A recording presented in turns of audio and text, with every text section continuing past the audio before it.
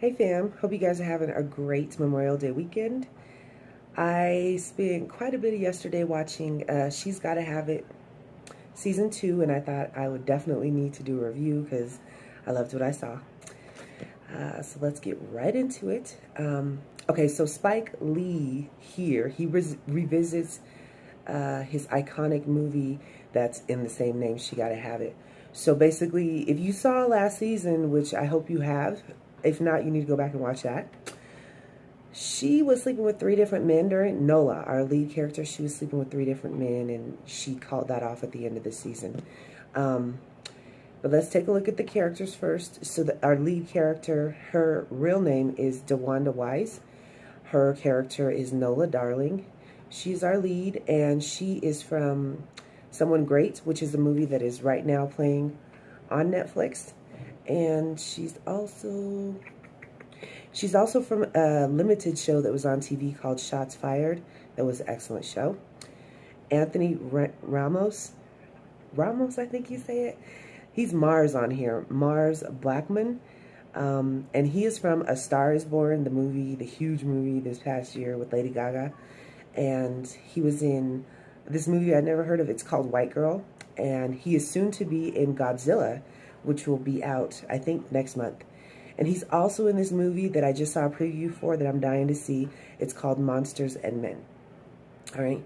Then we have, I'm guessing at how to pronounce this girl's name, Ilfanesh Hadera. She plays Opal Gilstrap, and she is in this season Nola's lover. They're together in a committed relationship. We know her from the movie Baywatch. She was in Deception, and she was also in Chirac. Oh, that movie was horseshit. Okay. Then we have Cleo Anthony, who plays the character Greer, and that's one of Nola's ex-lovers from last season. He's a model, and he's quite effeminate, if you ask me. I don't know what else to say. Larique Bent plays Jamie, and he is Nola's married ex-lover. And then we have Margaret Bingham, and she plays the character of Clorinda. She's Nola's best friend, one of her best friends. Then we have Shina Lane, and her character is Shamika Epps, and she's best friends also with Nola. She's the one from last season who was getting the illegal butt injections and her booty exploded. Okay, so this show is excellent at displaying Spike's influences, like the music he likes, art, movies, other directors' work. One thing I want to say here too. During the show, like for each scene that they're playing, they'll play, music, songs. They'll stop after that scene has played and they put on the screen the name of the song and the artist. And I love it. I'm here for it. I think everything should do this because you always hear something and you're like, oh, that's good. I wonder who that is. And instead of having to go look it up, it's boom right there for you. Anyway, so Spike throws some beautiful events in Brooklyn in real life, okay, that are so sick, basically. They make me want to move there, for real, like just to experience what's going on. He is very good at showing New York through the lens, every part of it. His 2016 Purple People Party, he created this for Prince shortly after, he passed away, and it's an annual thing. It goes on every year, and they filmed this so good. So at the event, everyone wears some kind of purple somewhere. It's head to toe or pieces of it. Every bit of music that is played is a Prince song that he himself performed or that he wrote for other artists. And the songs are played there via DJ or performed live. There's tons of booths, with different activities. And Nola has an area set up where she's taking pictures of people. And it's this beautiful, different colors intertwined, but purple is the main scheme there, though. It just looked like a blast. Spike is genius for pulling this kind of stuff together on a regular basis. Okay. The episode dedicated to the people and land of Puerto Rico was breathtakingly beautiful and culture rich. One particular episode focused on Puerto Rico, shot there. It was gorgeous. Okay, so in this I'm not doing a step-by-step here because there's so much that happens and it's not really important that you're given everything as it happens, okay? So Mars's character, and Mars is Puerto Rican. He is freaking crazy, y'all. He makes me laugh, especially when he was in the bathroom singing, doing his mouth thing, and he's a goofball. So Mars loses his job after the building is taken over due to gentrification. So he goes home and tells his sister, excuse me, that he lost his job, and she puts him out, okay? She's like, no, you can't be, you ain't got no job, you ain't got no place to stay. So she ends up putting him out. And he goes to stay with Nola for a little while, and then she puts him out, and then he goes and stays with Clorinda. Nola's one of her best friends, and apparently he used to be with her. If they spoke about this last season, I totally missed it, okay? Because he used to be with her before he got with Nola. And they had sort of like a little argument, and that was brought up here. And I was like, oh, damn, he used to be, okay. That's a strange friendship. But in the same little argument, man, she in the most fucked up way tells him that she got pregnant by him and had an abortion back when they used to be together. And he's like, wait, what? And he's like, you had an abortion? You didn't tell me? And she's like, no. And, oh, I don't remember exactly how the conversation went, but he was basically like, she was talking about her rights as a woman. Everything that happens to me is my choice, blah, blah, blah. And I'm here for it. I 100% agree. But if you're going to tell him, tell him. You should have told him what happened. Or if you're waiting till later, just tell him. Don't pick some ugly way in an argument to put it on him. She was so mean and screwed up in that moment. Damn. I was like, damn, Clorinda, I don't know if I like her at all. Okay, so from there, Nola, we're showing Nola here. She's in a serious relationship with Opal and forms a strong relationship with her daughter, who has to be around, I think, 13. Anyway, so the daughter goes to the school with the son of Jamie, the guy that Nola had the affair with last season, that his wife found out about, that he is currently going through a very ugly divorce over. So his son goes to the same school as Opal's daughter. And when Nola goes to pick her up from the school, James's wife, who is going through the divorce, as I mentioned already, she notices Nola, and she has to speak to her, and they, move away from the kids out of earshot a little. And she goes in, and y'all, like, she's going off. She's like, you knew my husband was married, and you talk with that dirty ass mouth. Did you put your dirty ass mouth on my husband's penis? Like, she is going so far in it. And his wife is like the prim proper. She looks so light. She's like mixed black and white or Puerto Rican. I don't know. She's very like extremely beautiful woman. And very prim and proper, like office suits, high heels, blah, blah, blah. So she's standing there going off on Nola, and then she's like, she says where she's from, and she's like, you're lucky I don't whoop your ass. And it's funny in that moment because Nola's like, I know you're in your feelings right now, because Nola was standing there taking it all, okay? But she's like, she said where she was from, and I can't remember where Nola's from. Anyway, she was like, and I will fuck you up. And that woman continues to go off on Nola, and to the point that when Nola's walking away, she's all world star bitch. I'm like, oh, she got a little hood in her. I did not expect that from this woman. Okay, so you see Opal and Nola struggle with their relationship because Nola is, she's Nola. She's fly by your seat of the pants fun girl. She doesn't, we still see her struggle being 100% mature and responsible for everything. She does it, but she struggles with it. And Nola has huge problems with her because she feels like she's threatening her as a mother. Ultimately, they end up breaking up, and Nola dumps her while they're all on a fun little Coney Island trip. Opal dumps her. And it's fucked up. It is the way it all happened. And Opal, I don't know who'd want to be with that character. She's got a stick so far up her ass. If you got a problem, deal with it. Work it out. She just drops stuff. Anyway, Nola is completely broken during their time. And let me see. Another thing I need to focus on, because this was an extremely powerful part. So Jamie, who's going through the divorce with his wife, their son is really upset. Like, he's not dealing well with the idea of his parents getting divorced.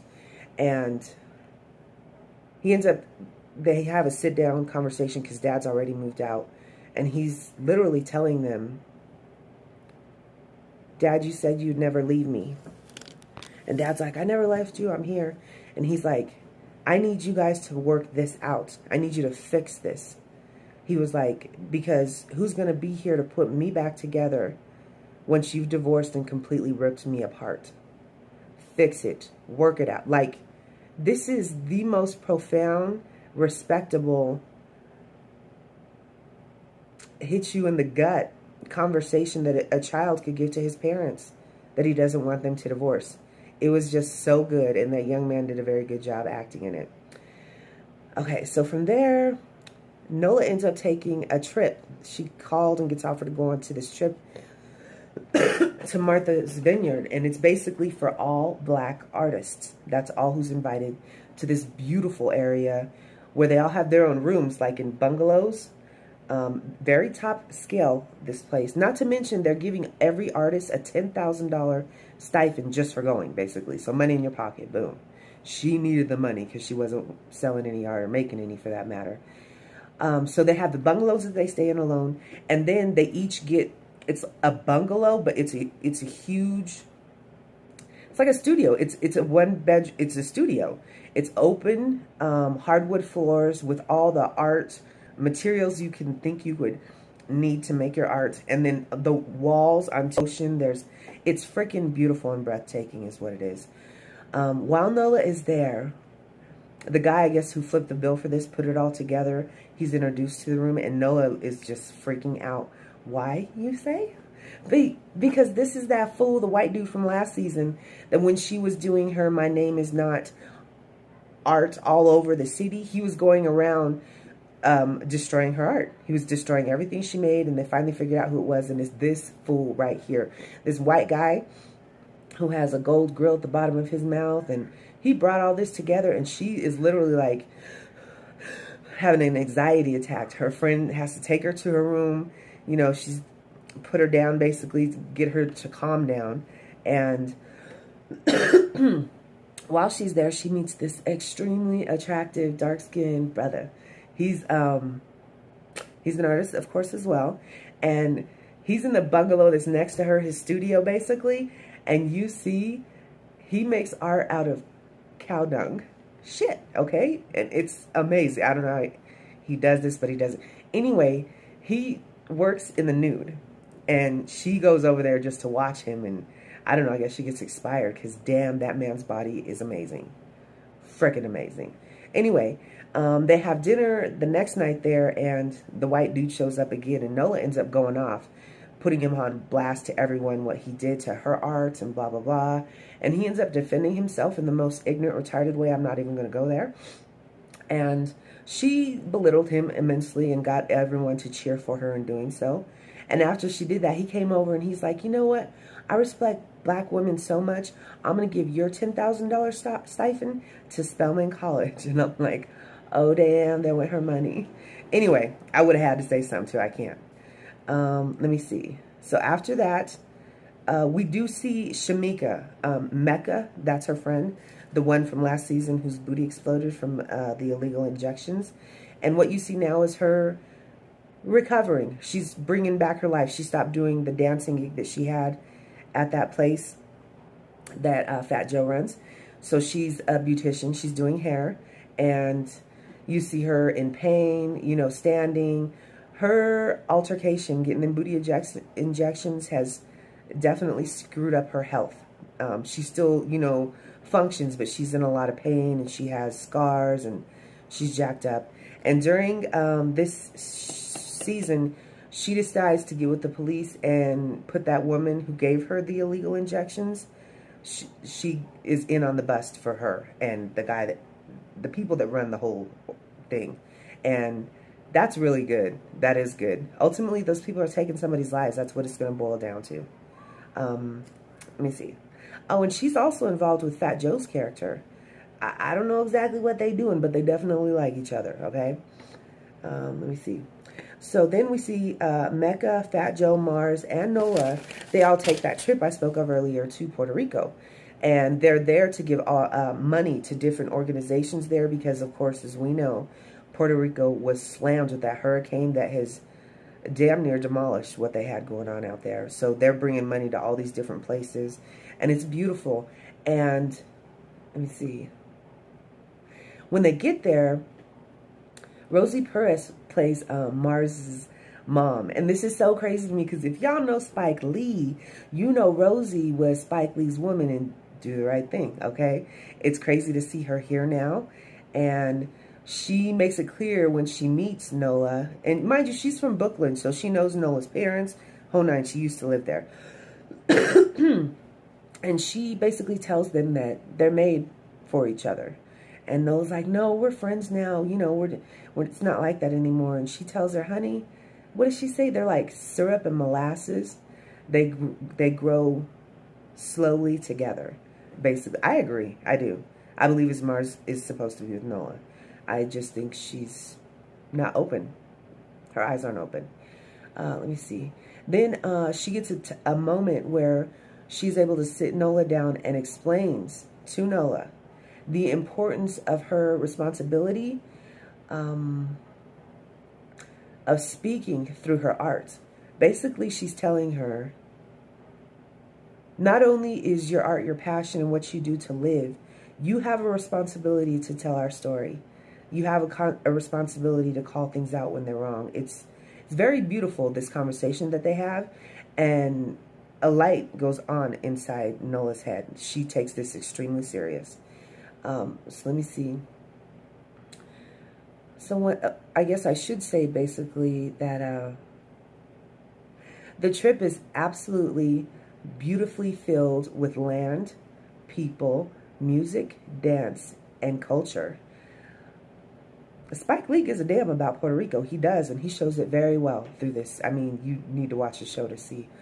Okay, from there we see Greer. He's hooked up with this beautiful artist that Nola, he introduces her to her, and when they're alone, Nola describes her as about 1/16 black. And I'm like, oh, she's black? She's like Amber Rose less.